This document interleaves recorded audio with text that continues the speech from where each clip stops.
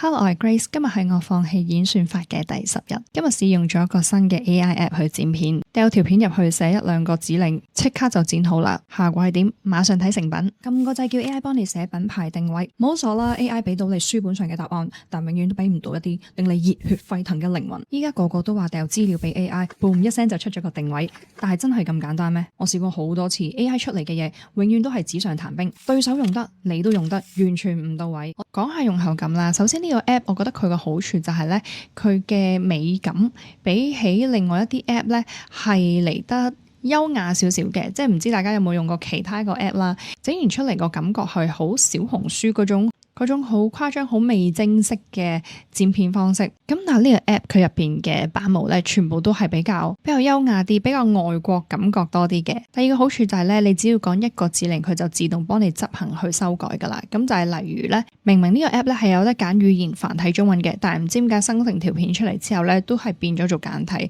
咁於是乎我就俾個指令佢，叫佢將所有嘅簡體字轉翻做繁體字。咁一句指令嘅啫，佢就已經幫我將所有嘢轉翻做繁體字啦。唔好處就係咧，佢啲細節同埋個節奏其實剪得唔係好到位啊，始終都係 AI 理解咧，所以出嚟嘅效果有啲細緻啲嘅位咧，我係唔滿意嘅，咁就要修改多幾次啦。但係整體嚟講咧，呢個 app 都係非常之方便噶。如果你想知呢個係咩 app，留言 AI 指令剪片，我就會將工具名 send 俾你。Hello Grace，如果你對一人公司小而微變現嘅內容有興趣，歡迎 follow 我。